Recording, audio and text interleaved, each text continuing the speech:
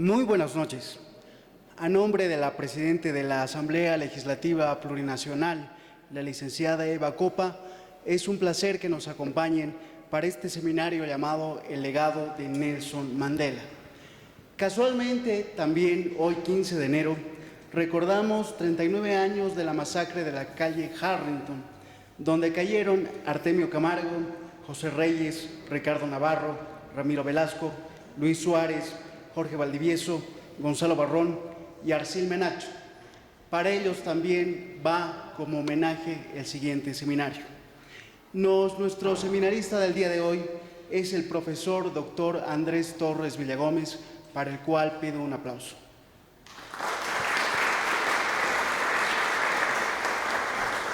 Profesor, la testera es toda suya. Hola.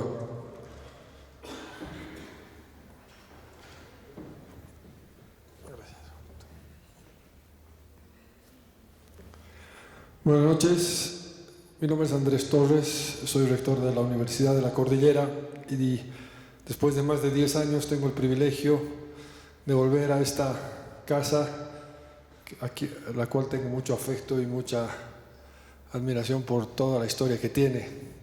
Quiero empezar esta noche agradeciendo a Jorge Márquez, que es el encargado de organizar estos seminarios internacionales aquí en la vicepresidencia, aclarando algo que he entendido con mayor claridad ahora.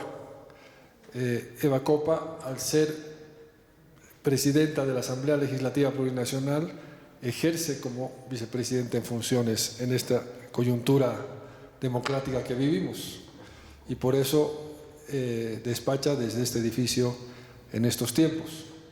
Esto me lo han explicado hoy día y me parece interesante de aclarar. Para mí es un privilegio poderles hablar de Nelson Mandela porque he tenido la suerte de trabajar con Sudáfrica de cerca durante varios años, viajando seguido durante los años 2004, 2005, 2006, 2007 y trabajando de cerca con la gente que ha sido la mano derecha de Nelson Mandela sobre la reconciliación de Sudáfrica. Imagino que la razón por la que me invita Jorge esta noche es para poderles conversar del poder de la reconciliación y la necesidad de entender el poder de la reconciliación para transformar una sociedad y el poder del perdón en ese sentido. Entonces, la experiencia de Mandela es más que relevante en estos tiempos, como lo fue en el año 2005 y 2006, cuando Bolivia empezaba una etapa de transición, superar diferencias y comenzar una reconciliación nacional. Y me imagino que es en ese espíritu que es la invitación para poder compartir con ustedes la idea de la reconciliación. Así que voy a hacer un rápido repaso de la historia de Sudáfrica y quién es Mandela y cuánto tiempo estuvo preso y dónde estuvo y qué pasó, para ahondar un poquito en lo que es la Comisión de la Reconciliación y la Verdad en Sudáfrica y con algunas ideas para este momento que vive Bolivia hoy. Entonces voy a usar este micrófono, me voy a parar abajo con su permiso. Jorge, ¿quieres venir aquí o estás bien ahí? Bueno, Sudáfrica es un país que está al sur del África, es el último país del continente. Es un país que fue conquistado, tiene las comunidades nativas de Sudáfrica, son más de 15, de diferentes etnias y diferentes lenguas y diferentes culturas totalmente diferentes entre sí, y fueron conquistadas por los ingleses, primero por los holandeses, que eran colonos boers, que le llaman allá, que son granjeros, que buscaban tierras fértiles en el mundo para poder empezar una vida de agricultores. Se establecieron en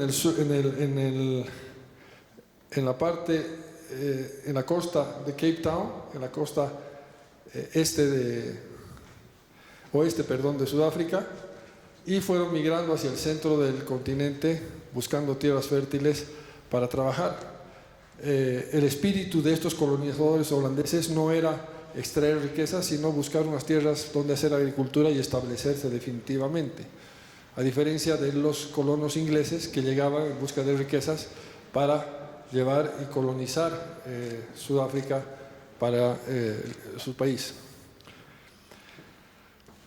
Sudáfrica tiene un 80% prácticamente población negra, entre negros y mulatos. Tiene población blanca, tiene más o menos un 9.1%, 2.5% de población india asiática y un 8.9% de población mulata.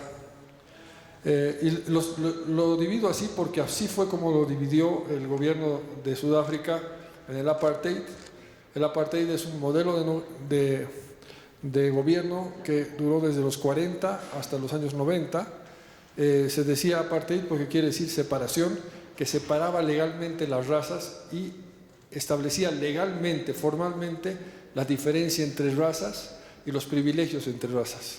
El modelo del apartheid era el único gobierno a nivel mundial que legalmente establecía y normaba el racismo. Y en esa norma, en esa diferenciación, diferenciaba a los negros de los blancos y de los mulatos. Los negros vivían en un lugar, los mulatos vivían en otro lugar, los blancos vivían en otro lugar, y los indio-asiáticos, que eran los que venían de la India más o menos, que también podían ser calificados como mulatos, pero tenían otra categoría, también estaban en otro lugar. El modelo del apartheid era un modelo de gobierno que dividía por territorialmente y no les permitía que se mezclen, ni que se casen, ni que convivan entre diferentes razas. Sudáfrica tiene muchas lenguas, porque ese 80% de población negra que parecería homogéneo no lo es. Hay más de 11 lenguas, culturas y tribus africanas que no tienen nada que ver una con la otra, o sea, que son totalmente diferentes entre sí. Estas lenguas, hay dos lenguas que son europeas dentro en Sudáfrica, que son, perdón, no sé qué he hecho, ahora sí, el Afrikaans, que es la lengua de los holandeses, que es como un dialecto derivado del holandés, de los inmigrantes holandeses, que se llama Afrikaans, el inglés, que es la herencia de los ingleses, y ya vienen el isiNdebele, el Xhosa, el Zulu, el Sepedi, etcétera, el Sesotho, que son las otras lenguas que hoy día son las lenguas oficiales de Sudáfrica. En 1910 nace la Unión Sudafricana luego de una guerra civil muy sangrienta entre ingleses y holandeses que pelean entre ellos por el dominio de Sudáfrica, y nace la nación de Sudáfrica, la Unión Sudafricana, hasta el año de 1948, cuando se formaliza por primera vez este gobierno ya del apartheid, que es el gobierno que separa oficialmente las razas en Sudáfrica, normando esa separación. En 1960 Mandela es conocido por su posición negociadora y comienza una resistencia primero pacífica y después violenta contra el apartheid. Primero tenía una vocación de hacerlo de forma pacífica, porque Mandela venía de esa cultura. La resistencia negra hacia la dominación blanca ha sido principalmente pacífica. Es más, hubo un presidente sudafricano que ganó el Premio Nobel de la Paz antes de Mandela por la resistencia pacífica a la dominación blanca. En el año 1967 Mandela es condenado a cadena perpetua porque luego de varios años de intentar hacer una lucha pacífica por la liberación y la igualdad en Sudáfrica, ante su frustración y la incapacidad de poder lograrlo, se volvió un terrorista y comenzó a hacer una lucha armada, organizar milicias armadas, organizar atentados terroristas, bombas, etcétera, en diferentes lugares de Sudáfrica contra el gobierno del apartheid y contra los blancos. En ese momento, ya convencido y frustrado por las luchas pacíficas, no tenía solución, no tenía resultado, se lanzó a una lucha armada, y a liderar esa lucha armada fue tomado preso por atentado de bomba, que fue condenado a cadena perpetua en una isla lejos del continente, que es una isla que es solamente para una cárcel, y después estuvo preso desde 1967 hasta 1990, cuando se negocia la salida de la cárcel de Mandela para viabilizar una Sudáfrica democrática y interracial. Hasta ese momento, hasta el año 1990, estaba normado en Sudáfrica que los negros y los blancos no son iguales, que los blancos tienen un privilegio y los negros tienen otro privilegio. El año 92 se aprueba una nueva constitución interina, o sea, para llamar a una nueva constituyente y llamar a elecciones, se aprueba una constitución interina en 2 años de negociación, y en 1994 se llaman a las primeras elecciones interraciales donde los negros por primera vez pueden votar por alguien en Sudáfrica. En 1994 a 1996 sesiona la Asamblea Constituyente para tener una nueva constitución de Sudáfrica y comienza lo que hoy día conocemos la República de Sudáfrica, que es la nación del arco iris. Hecho ese rápido resumen cronológico para que entiendan lo que les voy a contar hoy día, me voy a centrar más que en la historia de Sudáfrica, en el legado de Nelson Mandela, pero voy a hacer un rápido recorrido sobre lo que significa y de dónde viene este legado. Mandela estuvo preso desde el año 60 hasta el año 90, desde los 60 hasta los 90, pero es entre el 40 y el 70 que se realiza la principal resistencia negra hacia la dominación blanca y al separatismo de los blancos del apartheid. ¿Por qué desde el año 40? Porque es cuando se oficializa esta ley que separaba a los negros de los blancos. ¿Y en qué consistía? Por ejemplo, vamos a ponerlo en contexto boliviano, vamos a llevar a todos los negros a vivir a Achacachi y todos tienen que vivir en Achacachi y no pueden salir de Achacachi. En el día pueden entrar a la ciudad de La Paz, trabajar, los que trabajan, y después volver a su ciudad, pero no pueden estar viviendo en La Paz.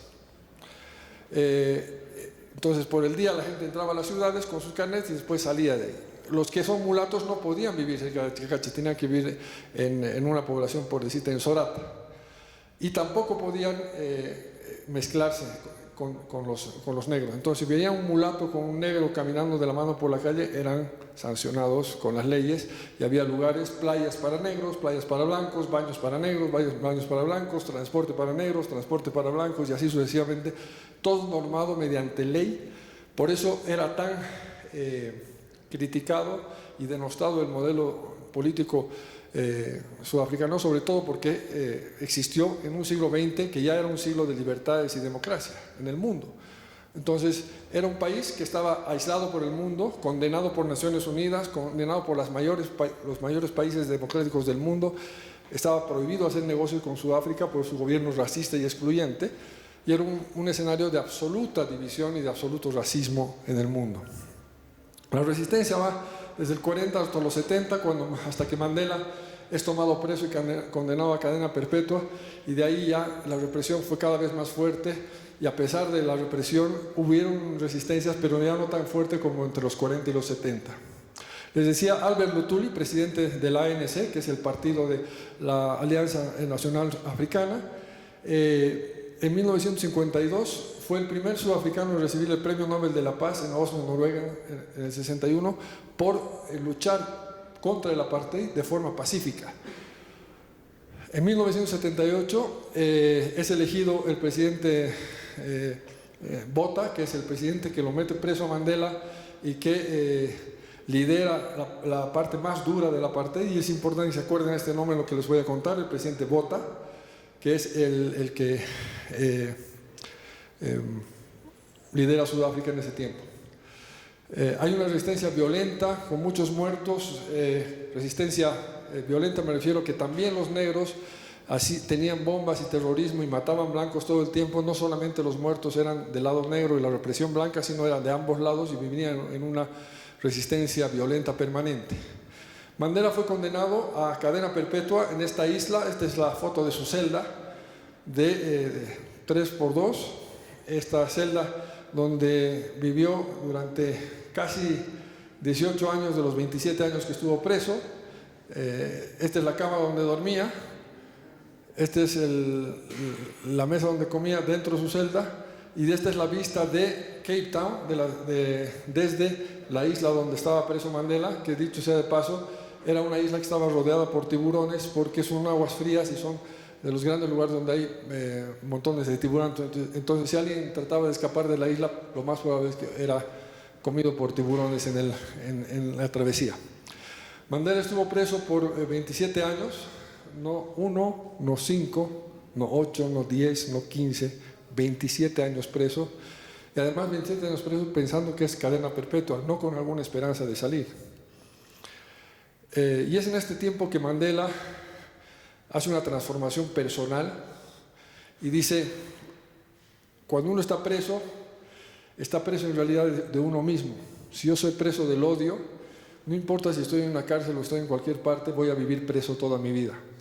Entonces él todos los días rezaba, hacía una oración para liberarse a sí mismo del odio que tenía por la gente que lo había metido preso y por la gente que estaba dominando Sudáfrica y abusando de su raza.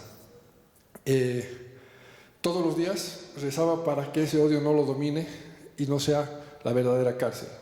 Esto es muy importante porque este fue el secreto de la transformación de una persona y el legado más importante de Mandela.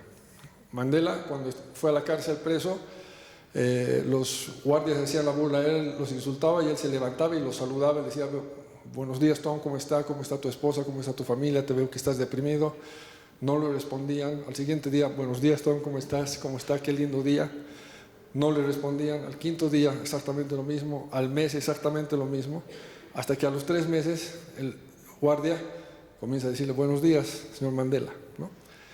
Después a darle 3 palabras más y en 27 años a tener una admiración tan profunda por una persona que lo único que devolvía era amor cuando todos le estaban dando odio, que no había una sola persona en la cárcel de Sudáfrica, en Ciudad del Cabo, que no admire a Mandela. No había una sola persona que no admire su capacidad de poner la otra mejilla, de devolver un insulto con un buenos días y de transformar el odio en amor.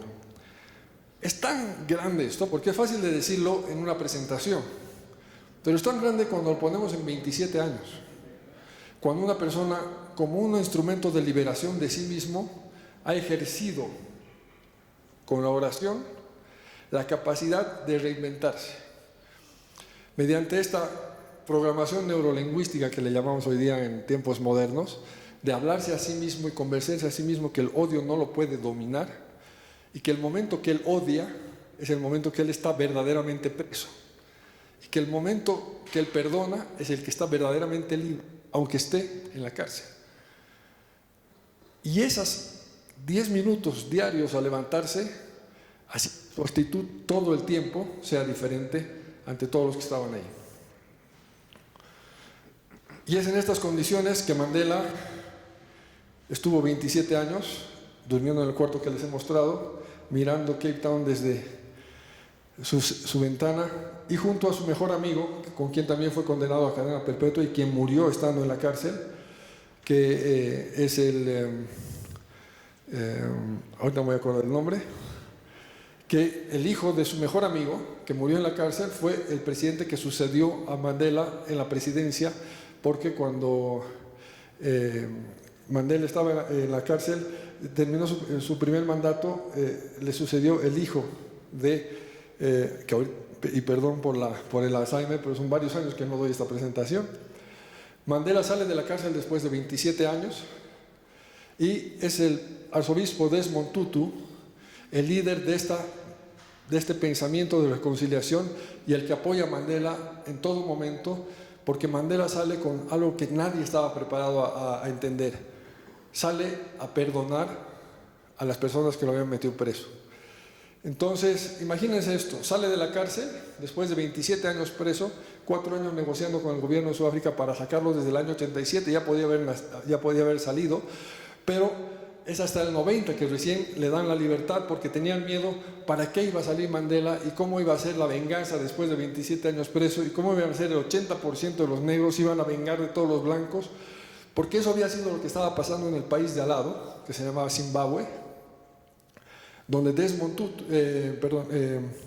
Mugabe, un gran amigo de Mandela, compañero de lucha en la era de la resistencia violenta, derrocó al gobierno blanco de Zimbabue, tomó el poder, expulsó a todos los blancos, persiguió a todos los blancos y acabó con todo lo que era blanco en Sudáfrica y lidera, es hoy día, sigue siendo presidente de Zimbabue por más de 35 años y es uno de los grandes dictadores genocidas de Zimbabue en este momento en el mundo.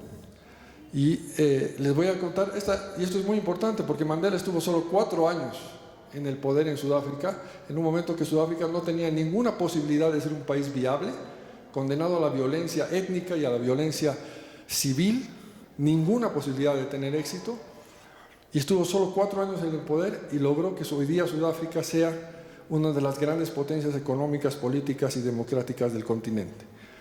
¿Cómo alguien en 4 años logra una transformación tan profunda que un hombre, su mejor amigo, su gran amigo de lucha, 35 años en el poder, ha hecho que Zimbabue sea uno de los países más pobres, más miserables y más antidemocráticos del mundo en este momento? 35 años en el poder. Entonces, y de eso les voy a contar. El momento que sale Mandela de la cárcel, le pide al chofer que vayan a la casa de la viuda del presidente que lo había metido preso, Botha, por eso le decía que se acuerden del nombre, y le pide que quería entrar a hablarle antes de ir al discurso que tenía que dar. Obviamente no lo dejaba, hizo las gestiones necesarias y lo llevaron, tocó el timbre, entró a hablar con la viuda del presidente porque el presidente ya había muerto, lo habían metido preso y ya se ha muerto antes de que salga, y le dice a la viuda: quiero que sepa que estoy saliendo para liberar a Sudáfrica y para construir un país para todos. No estoy saliendo para vengarme de usted, estoy viniendo a decirle que usted no la odio, no le tengo ningún resentimiento, y que mi lucha por la igualdad no es porque nosotros nos liberemos de los blancos, sino porque los blancos y los negros entendamos que no podemos vivir libres. La libertad es para todos, no solamente para uno. Entonces nos tenemos que liberar ambos de la idea de pensar que somos diferentes. Y esa lucha no es una lucha solo mía, sino también de usted, de sus hijos y de sus nietos. Entonces estoy viniendo a decirle que yo voy a liderar Sudáfrica también para usted, para la paz de usted y para la reconciliación de usted, y que usted viva en paz en Sudáfrica y no viva con el miedo que yo he vivido durante toda mi vida. Esa es la dimensión de alguien que ha estado 27 años pensando: si algún día salgo, ¿qué voy a hacer? Voy a hacer lo mismo que está pasando ahorita en Zimbabue con mi amigo Mugabe, que no ha logrado solucionar el tema, y les voy a explicar por qué lo hace. En esos 27 años de reflexión, Mandela piensa: bueno, si salgo y matamos a todos los blancos, ¿qué pasa? Bueno, quedamos las 11 tribus, ¿no?, que quedan. Mandela no es de la tribu mayoritaria de Sudáfrica, Mandela es Xhosa y los Zulus son los mayoritarios en Sudáfrica. Bueno, en el momento que tengamos el poder, los Xhosa vamos a querer tener el poder, pero los Zulus van a querer tener el poder encima de nosotros. ¿Y cuál es el mensaje que cómo les hemos enseñado a todos los sudafricanos que se gane el poder? Matando y acabando al que tiene el poder y expulsándolo del país. Entonces, ¿qué van a hacer los Zulus?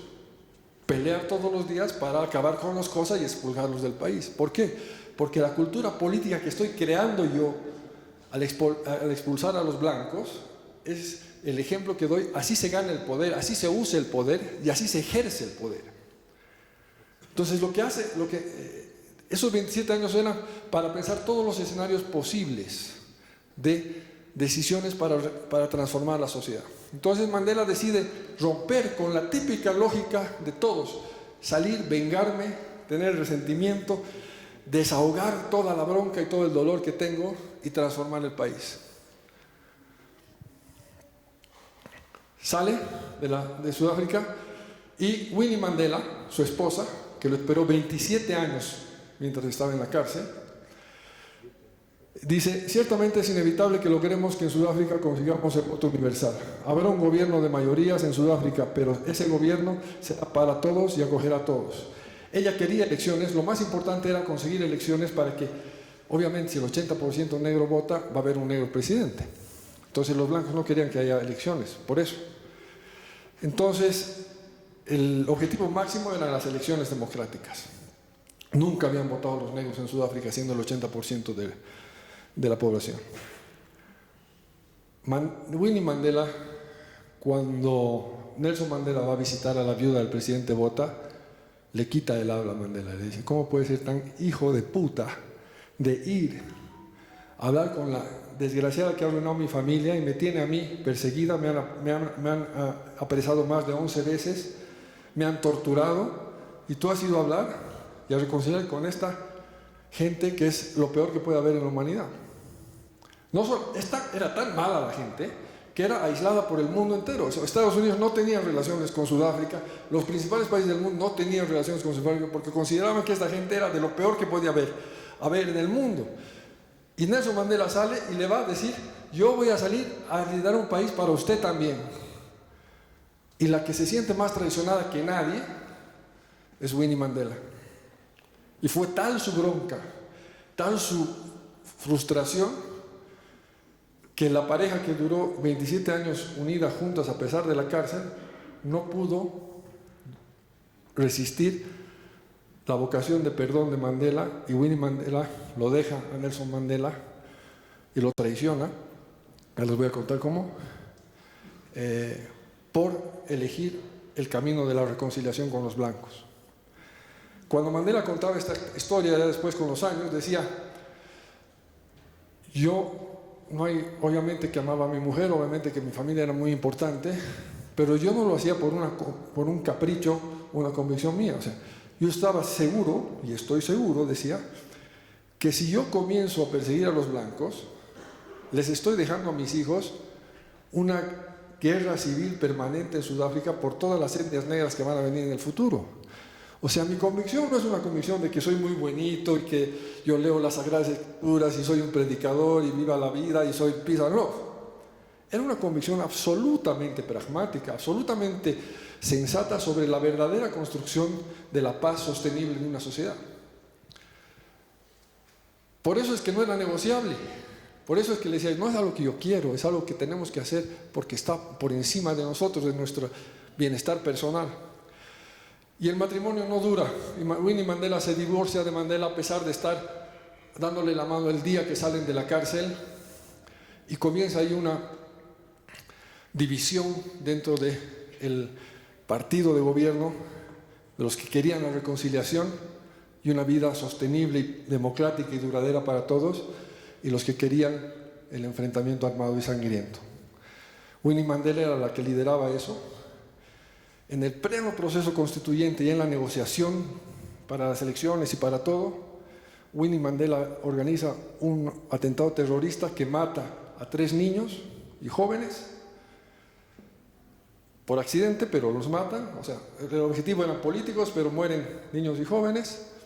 Se verifica que los que habían hecho ese atentado terrorista era Winnie Mandela, y toda la negociación que tenía Nelson Mandela para el proceso constituyente se viene abajo, y Mandela tiene que ir a negociar con el gobierno, el presidente de la República Blanco en ese momento, que no le metan presa cadena perpetua a su ex esposa, o su esposa en ese momento, por un asesinato confirmado y comprobado, poniendo en evidencia que había un ala democrática y conciliadora y un ala violenta. Cuando salía de la cárcel, no solamente estaba en contra de Mandela los negros violentos, sino los blancos violentos. Eugene Treblanche era el líder de los extremistas radicales blancos que no querían que haya una reconciliación en Sudáfrica, que no creían en nada que los negros puedan hacer algo bueno, y que decidió con ataques terroristas también ir en contra del presidente blanco que liberó a Mandela para construir una nación de reconciliación. Eugene Treblanche organizó una milicia armada, y esa milicia armada hizo actos terroristas, atentados de todo tipo, mataron gente, etcétera, para que no prosperen los procesos de la constituyente y todo eso. Me acuerdo que cuando vi la historia, estaba en el Museo del Apartheid mirando lo que hizo Eugene Treblanche, no podía creer, y me puse a llorar en un momento dado porque era el año 2003, estábamos hablando de reconciliación en Bolivia y de proceso constituyente. Me di cuenta que la reconciliación viene después de mucha violencia y mucha muerte. Entonces, Mandela, ¿qué hizo con Eugene Treblanche cuando discutió sobre esto? Y no era el único violento. El otro violento era también el rey de los Zulus, el rey, porque las tribus africanas tienen reyes. El rey de los Zulus, una de las tribus, imagínense como los aymaras, por ejemplo, tuvieran un rey, ¿no? Estaba en contra de la reconciliación y la negociación con los blancos, y también estaba organizando milicias armadas contra ellos. Durante el proceso constituyente, Mandela ordenó decir, lo peor que podemos hacer es perseguir a estas personas y decirles sediciosos o asesinos o cualquier cosa. Vamos a los violentos, hay que darles voz, porque si queremos una igualdad para todos, también es para ellos, no solamente para mí. Entonces, ¿cómo? Yo salí del museo y le pregunté a Rolf Meyer, que es con quien trabajo y era ministro de Mandela, le dije, ¿cómo resolvieron este tema? Y me dijo, con inclusión. Yo no entendía qué quería decir inclusión en ese momento, qué se refería. Y fue esto. Mandela dijo, ¿qué es lo que quiere Eugene Treblanche? Una nación blanca, perfecto. ¿Dónde la quiere? Vamos a crear un territorio blanco donde no haya negros, donde nos vamos a ir. ¿Y dónde quiere que sea? En el mejor lugar del continente, que es en Cape Town, donde está la costa, etc. Y Mandela dice, me parece correcto. Él también es parte de la sociedad. Lo que yo no esté de acuerdo no quiere decir que no tenga derechos. Y el rey de los Zulus decía, yo también quiero territorio para los Zulus y que los Zulus solamente seamos independientes y que no tengamos nada que ver con esta porquería de democracia que están haciendo en este momento. Y Mandela dice, me parece correcto. Yo quiero que todos los medios de comunicación, asesores, y hay un presupuesto para Eugene Treblanche, hay un presupuesto para el rey de los Zulus, y que le expliquen al país cuál es su proyecto político para ver que todos estén, y si están de acuerdo algunos, que haya un territorio para los Zulus y haya un territorio para los blancos. Todo el mundo le decía a Mandela, estás loco, eso es inviable, es imposible. ¿Cómo vas a darle voz a este asesino? O a este blanco asesino, o a este negro asesino. A esos cabrones, desgraciados.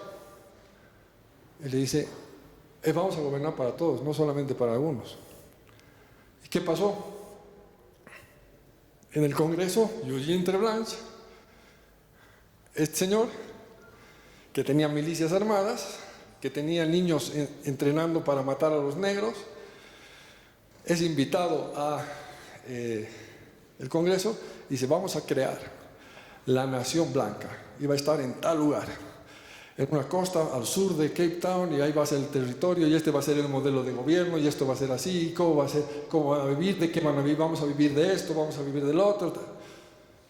Y le propone a la nación blanca que él representaba supuestamente su idea. ¿Y qué pasó? Que del 100% de los blancos, menos del 5% quería el país que proponía este violento. Vamos a hacer lo mismo con los Zulus. El rey de los Zulus organiza todo en el Congreso una presentación sobre la nación Zulu, la libertad Zulu, la identidad Zulu, lo originario. Y le presenta a todos los Zulus de Sudáfrica su idea de ir al territorio originario campesino, que era de todos los otros, y tal. Menos del 10% de los Zulus querían la propuesta que el rey Zulu planteaba para Sudáfrica.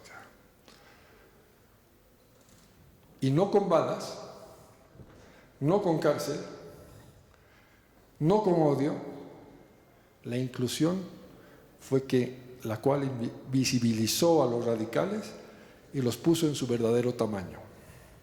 Cuando los radicales gritan, pegan, asesinan, parece que son millones. Cuando les das el micrófono, se ven en su verdadero tamaño. Sus mezquindades son del tamaño realmente de la gente que es de ese tamaño, y es siempre la minoría, porque millones de caricias, de abrazos, de besos, de saludos son mucho más que los gritos y los puñetes en cada sociedad. No es solamente en Sudáfrica, pero hay que visibilizarlos, hay que ponerlos en su verdadero contexto. Y el secreto para acabar con Treblanche y con el rey de los Zulus fue la inclusión. Qué difícil, ¿no? Hay que estar 27 años preso pensando qué es lo mejor que se puede hacer para poder lograr algo tan grande. Pero más que 27 años preso, hay que estar programándote neurolingüísticamente 10 minutos cada mañana para que el odio nunca sea lo que guíe tu cabeza. Así fue. Y decía Mandela, el 11 de febrero de 1990, en su discurso cuando sale de la cárcel, he luchado contra la dominación blanca y he luchado contra la dominación negra. He atesorado el ideal de una sociedad democrática y libre en la que todas las personas puedan vivir en armonía y en igualdad de oportunidades. Es un ideal que deseo conquistar en vida, pero si es necesario, es un ideal por el cual estoy dispuesto a morir. Sale de la cárcel y empieza por primera vez en la historia de Sudáfrica la posibilidad de elecciones. Sale en el año 1990 y del año 90 al 92 negocian en una organización que se llamaba la Asamblea Constituyente de Transición, una constitución de transición. Y aquí les voy a contar una anécdota que para mí es muy importante. La mano derecha del presidente Blanco era Rolf Meyer, su ministro de gobierno. Y la mano derecha de Nelson Mandela era el líder de la COP de Sudáfrica, que era Cyril Ramaphosa. El negro odiaba al blanco y el blanco odiaba al negro, porque el negro era el líder de la COP y el otro era el ministro de gobierno, en una época de racismo. Un empresario los invita a los dos y sus familias a un fin de semana en una finca, en un lago, sin que ellos sepan que iban a estar las dos familias, y los invita a comer. Cuando estaban ahí ya no tenían cómo irse porque eran en el campo lejos. Y bueno, comen, charlan, los presenta y los llevan a pescar. Y cuando estaban pescando, uno lanza el anzuelo y al sacar el anzuelo del barco, le engancha el anzuelo en el dedo al otro y se mete el anzuelo en el dedo. Comienza a sangrar.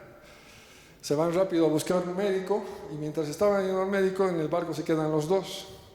El negro agarra el dedo del blanco, le saca el anzuelo y lo venda.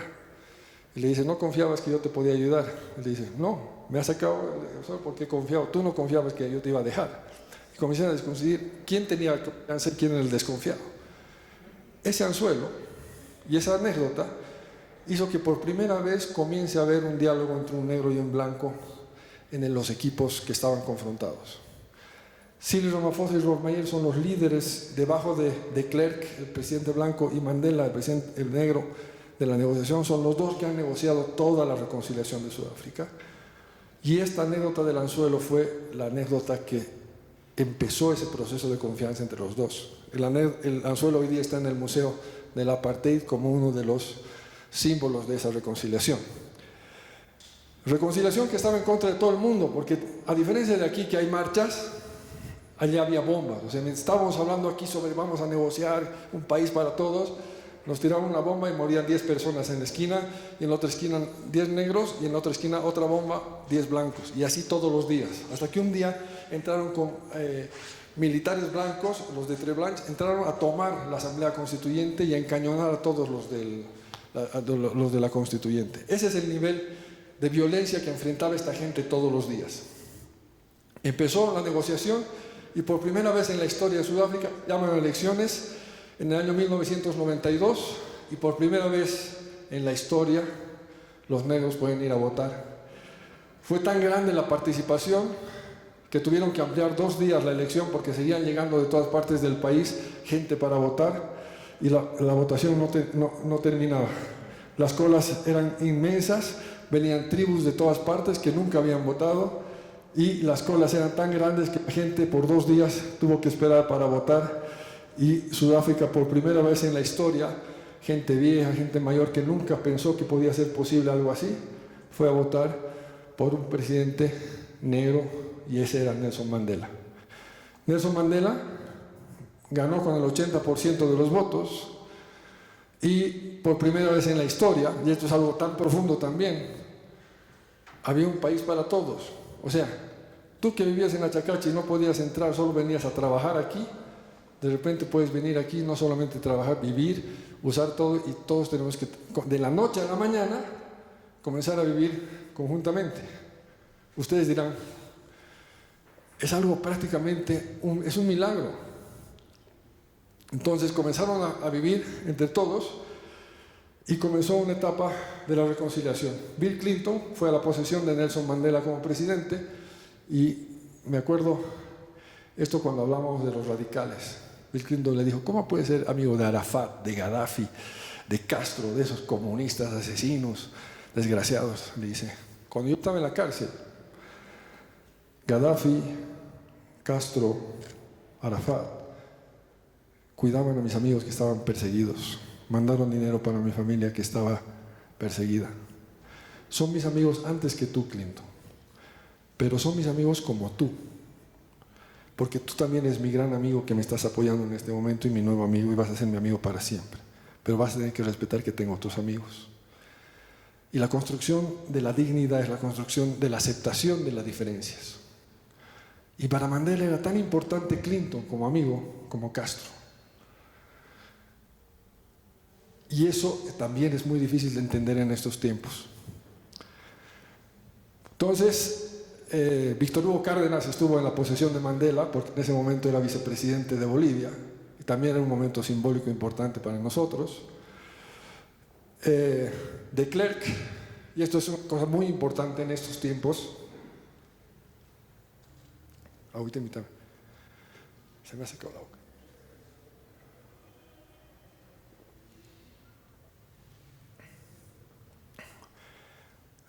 J.W. de Klerk, presidente blanco de Sudáfrica, que fue atacado, amenazado de muerte por negociar y por liberar a Mandela. Cuando Mandela sale de la cárcel, negocian las elecciones, gana Mandela con el 80% de los votos, y Mandela lo primero que hace es pedirle a de Klerk que sea su vicepresidente.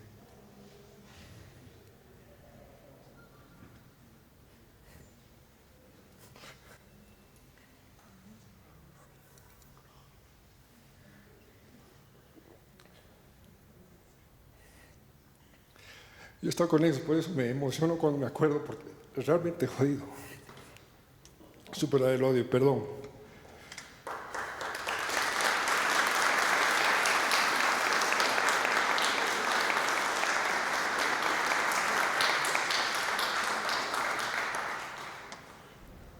Cuando proponía la reconciliación, el año 2007-2006, peleando en la Asamblea Constituyente, me decían que era un neoliberal, separatista, racista, etc. Cuando propongo lo mismo en estos días, soy un masista, ¿no? A favor de la dictadura. Pero qué jodido que un tipo le proponga al presidente que sea su vicepresidente y se enfrente contra su mujer, su familia y absolutamente todo.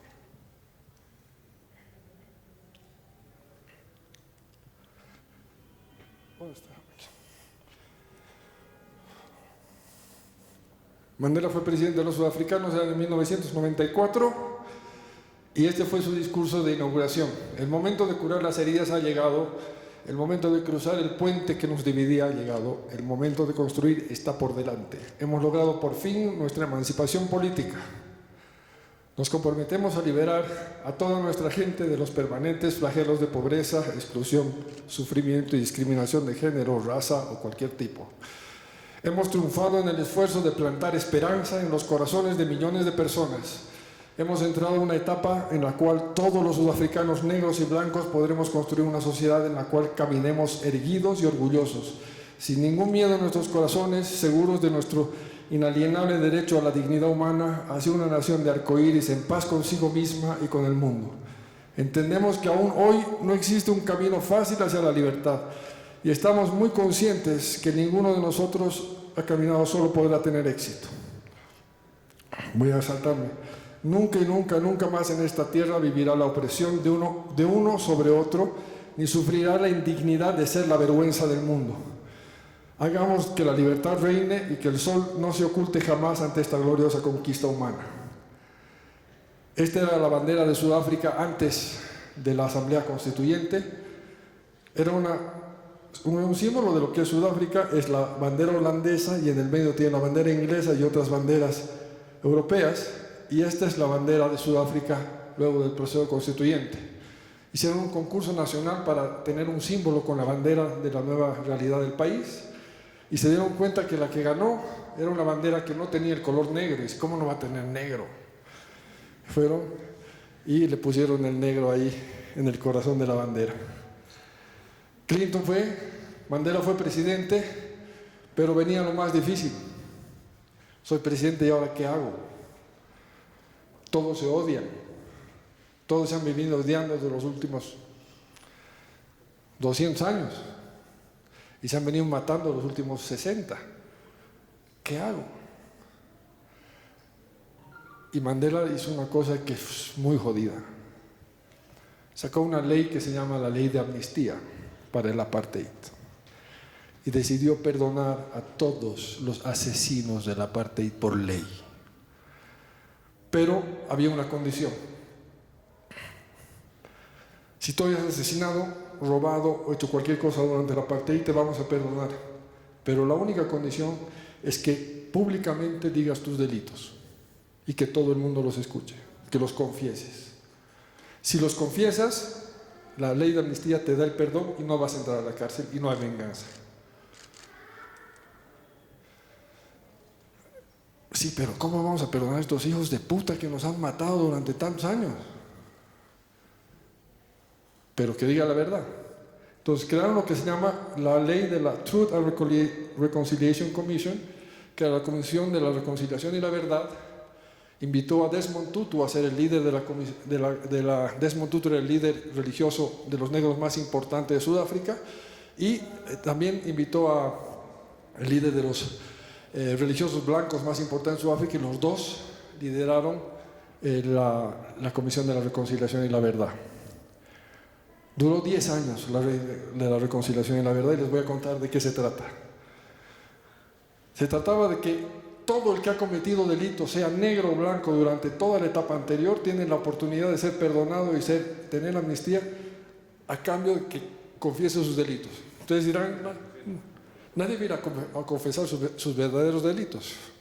La ley decía esto: si tú confiesas tu delito y dices, yo he matado a una persona, pero yo te pruebo que has matado a 2, yo te meto preso. Si tú dices que has robado 1000 y yo te pruebo que has robado 10,000, yo te meto preso. Porque la condición para perdonarte es la verdad. No es la verdad a medias ni media verdad. Bueno, empieza la reconciliación. Este señor comienza a liderar eso. Y van por todo el país, hasta el último pueblo, durante 10 años, escuchando a toda la gente que confesaba para no entrar a la cárcel. Esta señora estaba escuchando cómo habían matado a su esposo y a sus 2 hijos. Y al asesino que los había matado lo iban a perdonar. Este señor era el ministro o el encargado de la policía, el jefe de la policía que mató a esos niños. Y esta es una foto de su declaración. Algo muy parecido a esto, sentado aquí o ahí, comienza a contar cómo, siendo jefe de la policía, le instruyeron que vaya a reprimir a tal grupo. Encontraron que unos chicos estaban conspirando, estaban escondiendo armas, los fueron y los ejecutaron, y contaba dónde había enterrado los cuerpos, que había una fosa común allá y otra fosa común acá, y lo contaba y lo contaba y contaba una y otra cosa, todas las cosas que como jefe de la policía había hecho. En el escenario, todo el mundo gritaba, asesino, desgraciado, cabrón, hijo de puta. Hasta que era tal al principio lo contaba como un relato de su trabajo. Y decía, yo soy policía, me ordenaban eso y yo hacía mi trabajo. Comienza a llorar, a darse cuenta de la magnitud, porque veía a los familiares que estaban ahí, de la gente que había matado. Se pone a llorar y dice, yo creo en Dios. Tengo una fe y quiero pedirles perdón. Porque jamás me había dado cuenta de la magnitud de la dimensión humana de lo que he hecho. Se pone a llorar, se arrodilla y pide perdón de rodillas. Y un señor desde el fondo del escenario camina hacia él, se acerca y le dice, usted ha matado a mi hermano y a mi sobrino. Y lo vengo odiando durante tantos años que ya no puedo ni siquiera conmigo mismo. Y quiero perdonarlo hoy día. Y yo, como usted, creo en Dios y quiero pedirle por favor que me deje como símbolo de mi fe lavarle los pies. El tipo se arrodilla, le lava los pies, lloraban los dos, y cuando se levanta la vista había una cola de 200 personas que venían a perdonarlo y a lavarle los pies también, y se comienzan a lavar los pies entre todos, y todo esto se hacía en televisión nacional en vivo. El jefe de la policía Fue perdonado, hubo amnistía. Y cuando Mandela decía la verdad es el camino, decía solamente, porque una cárcel no te hace cambiar de actitud, solamente la verdad y viendo los horrores de frente a los ojos, vamos a tener tanta vergüenza por lo que hemos hecho que no va a pasar nunca más en Sudáfrica. Y así Nelson Mandela entendía que la verdad solamente podía ser la que liberaría a Sudáfrica. Y por eso tenía el valor de firmar una ley que le perdonaba a los asesinos lo que estaba haciendo. 10 años duró la Comisión de la Reconciliación y la Verdad, y mientras más verdad escuchas, menos ganas de reconciliarte tienes. Mientras más sabes lo que ha pasado, más bronca te da. Más sabes cuántos problemas han habido y más queremos que el ministro no salga de la cárcel. Porque la bronca nos come, nos carcome. Y aún así la gente fue a votar, aún así la gente fue y apoyó. Y Mbeki, me acabo de acordar. Mbeki es el presidente de Sudáfrica que sucedió a Mandela, que es el hijo de Mbeki, su mejor amigo que murió en la cárcel, que estudió en las mejores universidades de Estados Unidos y que sucedió a Mandela después de su gobierno y que fue destituido por corrupción. Porque cuando Mandela empezó la reconciliación de Sudáfrica, inició una nueva era. Primero inició una era que la política es para todos, no solamente para algunos.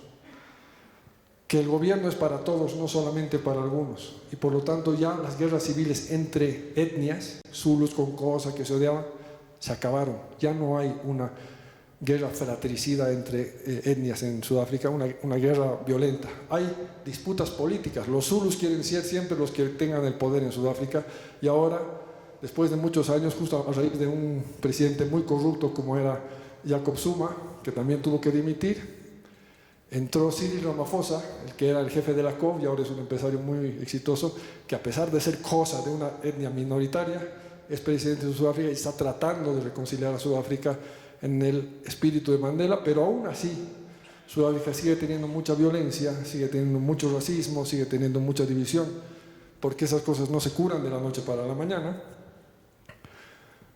Y aún así, el legado de Mandela es el legado de la reconciliación, de la verdad y del perdón.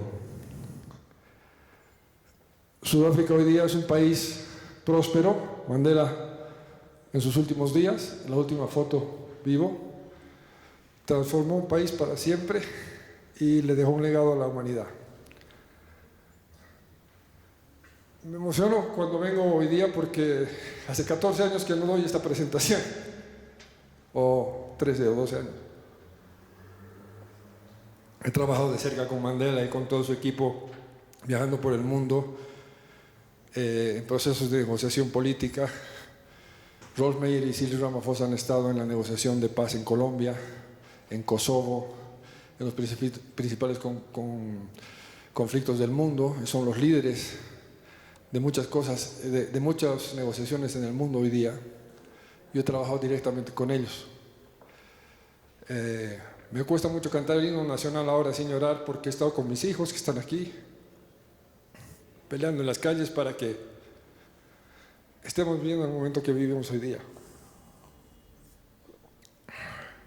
Pero cuando escucho tanto odio, tanta bronca, me mata la impotencia.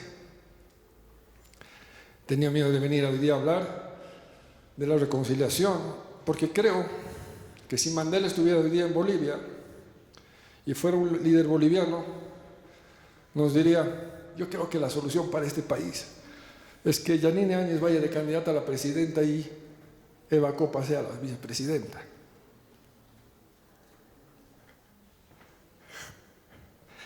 Pero eso es casi imposible, porque los masistas la matan a la Eva y los cruceños no la bajan de traidora a Yanine. Pero ese es el legado de Mandela. Gracias.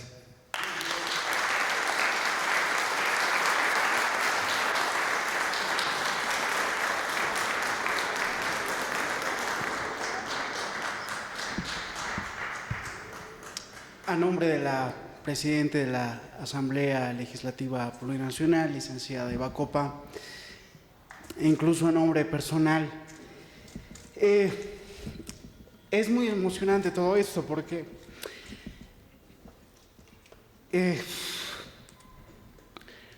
Andrés lo conozco hace bastante tiempo, hemos compartido las aulas universitarias, ha sido mi profesor, mi primer jefe en el Instituto para la Democracia.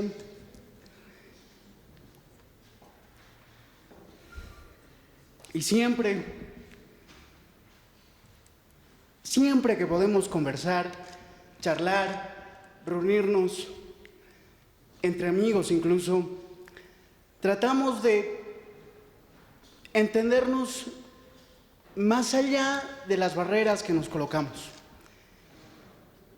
Y no tengo dudas de que en su corazón brilla con mucha fuerza la rojo, amarillo y verde, como en el corazón de todos. Y este seminario básicamente era para que aprendamos de que después de la crisis que hemos vivido a partir del 21 de octubre, es siempre posible tener un país mejor. Pero para lograrlo necesitamos trabajar todos, más allá de las diferencias ideológicas o del color de piel. Si no nos redescubrimos, si no nos reconciliamos, si no tenemos la capacidad de ver en el otro que también es boliviano y que también quiere un país mejor, nunca vamos a poder dar ese paso hacia adelante que merecen nuestros hijos, que merecemos nosotros y que merece Bolivia. Ha sido un placer que nos acompañen esta noche. Andrés, a nombre de la Presidenta Eva Copa y personal, estamos muy agradecidos contigo. Muchas gracias y espero que hayan disfrutado del evento. Buenas noches. Gracias.